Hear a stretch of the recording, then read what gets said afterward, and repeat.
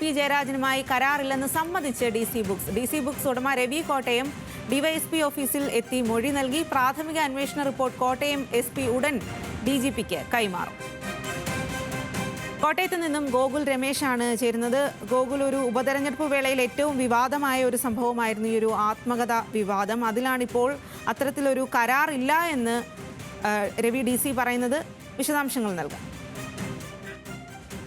സൂചിപ്പിച്ചതുപോലെ തന്നെ EP-യുടെ ആത്മകഥാ വിഷയത്തിൽ ഒരു അന്വേഷണം DGP തലത്തിൽ ആരംഭിച്ചിരുന്നു. അന്വേഷണത്തിന്റെ പ്രാഥമിക റിപ്പോർട്ട് ആവശ്യപ്പെട്ടുകൊണ്ട് കോട്ടയം SP-ക്ക് ചുമതല നൽകുകയും ചെയ്തിട്ടുണ്ടായിരുന്നു. തുടർന്ന് SP-യുടെ നേതൃത്വത്തിൽ EP-ക്ക് ഈ വിഷയത്തിൽ അന്വേഷണം നടന്നു വരികയായിരുന്നു. അതിന്റെ ഭാഗമായിട്ടാണ് ഇപ്പോൾ DC ബുക്സിന്റെ ഉടമയായിട്ടുള്ള DC രവിയുടെ മൊഴി പോലീസ് രേഖപ്പെടുത്തിയിരിക്കുന്നത്.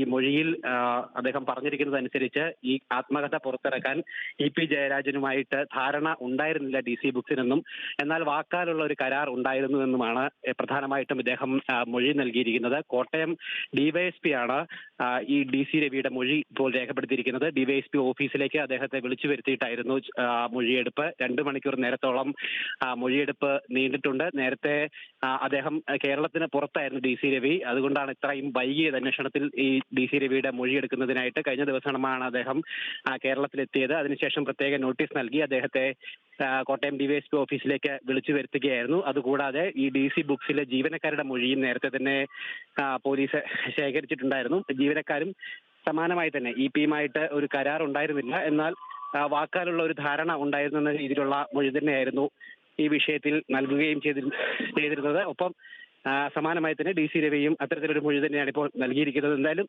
DC രവിയുടെ മൊഴി കൂടി ഉൾപ്പെടുത്തിയുള്ള പ്രാഥമിക അന്വേഷണ റിപ്പോർട്ട് കോട്ടയം SP ഇന്ന് തന്നെ DGPക്ക് കൈമാറുമെന്നാണ് പ്രതീക്ഷിക്കുന്നത്.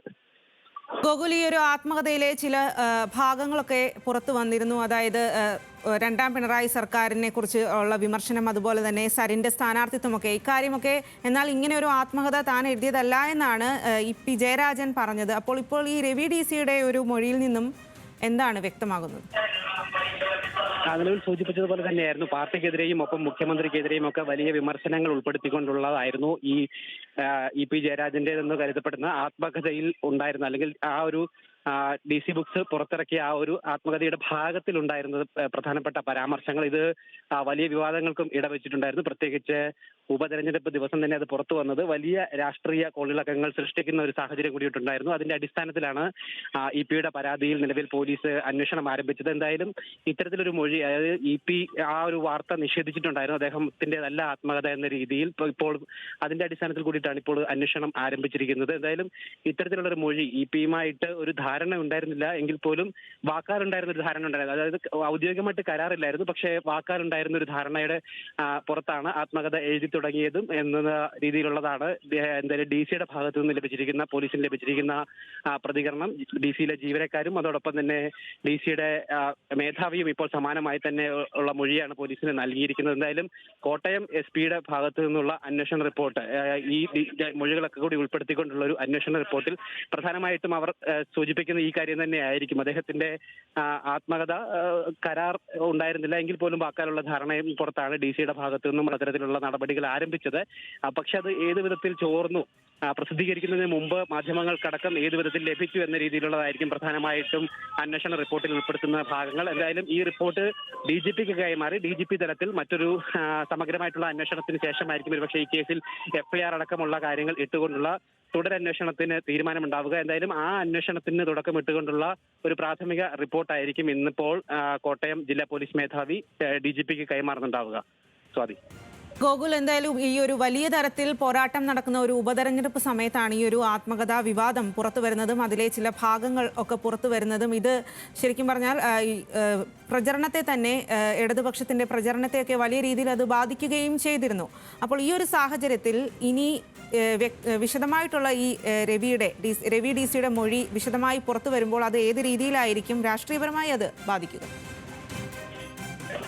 തീർച്ചയായിട്ടും ഈ ഒരു ആത്മകഥ അതിന്റെ ഭാഗം പുറത്തു വന്നപ്പോൾ തന്നെ അത് വലിയ രാഷ്ട്രീയ മാനം അതിനുണ്ടായിട്ടുണ്ടായിരുന്നു. പ്രത്യേകിച്ച് ഇടതുപക്ഷത്തെ ഒക്കെ രൂക്ഷമായി വിമർശിക്കുന്ന രീതിയിലുള്ള പരാമർശങ്ങൾ അതിൽ ഉൾപ്പെടുത്തുകയും ചെയ്തിട്ടുണ്ടായിരുന്നു. മുഖ്യമന്ത്രിക്കെതിരെയും രണ്ടാം പിണറായി സർക്കാരിന്റെ മന്ത്രിമാർക്കെതിരെയും ഒക്കെ തന്നെ വലിയ പരാമർശങ്ങൾ CPM-ന്റെ അധികാര നേതാവായിട്ടുള്ള EP ജയരാജന്റെ ഭാഗത്തു നിന്നുണ്ടാകുന്നുണ്ട്, അല്ലെങ്കിൽ ഉണ്ടായി എന്ന് പറയുമ്പോൾ തന്നെ അത് വലിയ രീതിയിലുള്ള രാഷ്ട്രീയ കോലാഹലങ്ങൾ സൃഷ്ടിക്കുമെന്നുള്ള കാര്യം ഉറപ്പായിരുന്നു. അപ്പോൾ അത്തരത്തിൽ ഉപതെരഞ്ഞെടുപ്പ് ദിവസം തന്നെ അത് പുറത്തു വന്നത് ഗൂഢാലോചനയുടെ ഭാഗമായിട്ടാണ് എന്ന തരത്തിൽ ഇടത് നേതാക്കളടക്കം പ്രതികരിച്ചിരുന്നു. EP പൂർണ്ണമായിട്ടും തന്റേതല്ല ആത്മകഥ എന്ന് നിഷേധിച്ചുകൊണ്ട് രംഗത്തെത്തുന്ന സാഹചര്യമൊക്കെ തന്നെ ഉണ്ടായിട്ടുണ്ടായിരുന്നു. എന്തായാലും ഇനി ഒരു സമഗ്ര അന്വേഷണം ഈ വിഷയത്തിൽ ഉണ്ടാവേണ്ടതുണ്ടെങ്കിൽ മാത്രമേ ഇത് അല്ലെങ്കിൽ EP തന്നെ പറഞ്ഞു കൊടുത്ത് എഴുതിച്ചതാണോ എന്ന രീതിയിലുള്ള കാര്യങ്ങളിലൊക്കെ ഒരു വ്യക്തത വരികയുള്ളൂ. എന്തായാലും അത്തരത്തിലുള്ള അന്വേഷണത്തിലേക്ക് പോലീസ് കടക്കുമോ എന്നുള്ളതാണ് ഇനി നോക്കിക്കാണേണ്ടത്. ഇപ്പോൾ ഈ കോട്ടയം ജില്ലാ പോലീസ് മേധാവി സമർപ്പിക്കുന്ന റിപ്പോർട്ടിന്റെ അടിസ്ഥാനത്തിലായിരിക്കും തുടരന്വേഷണത്തിന്റെ ഗതി ഏത് വിധത്തിലായിരിക്കുമെന്ന് മനസ്സിലാക്കാനായിട്ട് സാധിക്കുന്നു. അപ്പോ FIR ഇട്ടുകൊണ്ടുള്ള ഒരു സമഗ്ര അന്വേഷണത്തിലേക്ക് സംസ്ഥാന പോലീസ് മേധാവി കടക്കുമോ എന്ന കാര്യങ്ങളിലടക്കം ഇനി വ്യക്തത വരേണ്ടിയിരിക്കുന്നു. എന്തായാലും കോട്ടയം SP-യെ ഏൽപ്പിച്ചിരുന്ന ചുമതല ഈ ജീവനക്കാരുടെ മൊഴി എടുത്തുകൊണ്ട് DC രവിയുടെ അടക്കം മൊഴി എടുത്തുകൊണ്ട് ഈ വിഷയത്തിൽ ഒരു പ്രാഥമികമായിട്ടുള്ള അന്വേഷണം നടത്തുക എന്നത് മാത്രമായിരുന്നു.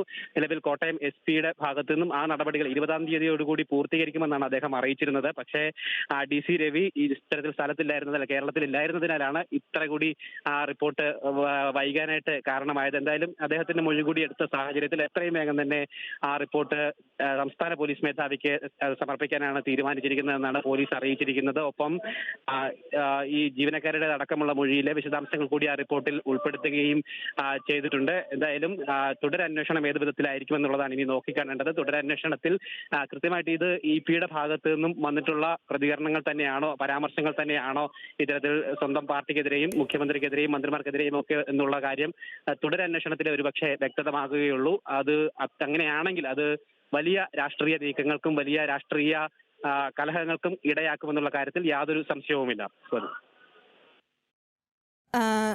ഗോകുൽ, ഇനിയും ഉള്ള നടപടി അല്ലെങ്കിൽ ഇനിയും ഈ മൊഴിയെടുപ്പ് വിശദമായ മൊഴിയെടുക്കുമോ? ഇനിയുള്ള പോലീസ് നടപടിയൊക്കെ ഏത് രീതിയിലായിരിക്കും?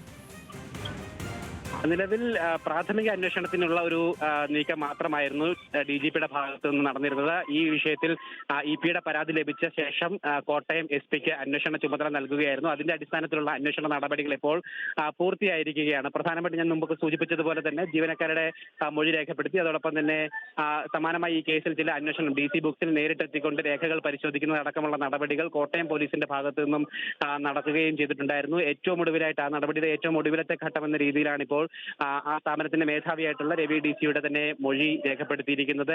ഈ മൊഴികൾ ലഭിച്ചിട്ടുള്ള മൊഴികളിലൊക്കെ പോലീസിന് സമാനമായി ലഭിച്ചിരിക്കുന്നത് ഇത് വാക്കാലുള്ള കരാർ മാത്രമായിരുന്നു ഉണ്ടായിരുന്നത്. അല്ലാതെ ഔദ്യോഗികമായിട്ട് മറ്റു കോൺട്രാക്റ്റുകളൊന്നും തന്നെ EP ജയരാജനുമായിട്ട് DC-ക്ക് ഉണ്ടായിരുന്നില്ല എന്നുള്ള ഒരു അനുമാനത്തിൽ തന്നെയാണ് കോട്ടയം പോലീസ് എത്തിച്ചേർന്നിരിക്കുന്നതെന്നാണ് നമുക്ക് മനസ്സിലാക്കാനായിട്ട് സാധിക്കുന്നത്. ഈ വിവരങ്ങൾ അന്വേഷണത്തിൽ ലഭിച്ചിട്ടുള്ള ഈ വിവരങ്ങൾ ഉൾപ്പെടുത്തിക്കൊണ്ടായിരിക്കും ജില്ലാ പോലീസ് മേധാവി റിപ്പോർട്ട് തയ്യാറാക്കുകയും അത് DGP-ക്ക് സമർപ്പിക്കുകയും ചെയ്യുക. തുടരന്വേഷണം ഇനി DGP തലത്തിലായിരിക്കും, അല്ലെങ്കിൽ ഈ തുടരന്വേഷണം ഉണ്ടാകുമോ, ഏത് തലത്തിലുള്ള അന്വേഷണത്തിലേക്ക് കാര്യങ്ങൾ എത്തിക്കണം എന്നുള്ള കാര്യങ്ങളൊക്കെ ഈ കോട്ടയം SP നൽകുന്ന റിപ്പോർട്ടിന്റെ അടിസ്ഥാനത്തിൽ മാത്രമായിരിക്കും ഉണ്ടാവുക.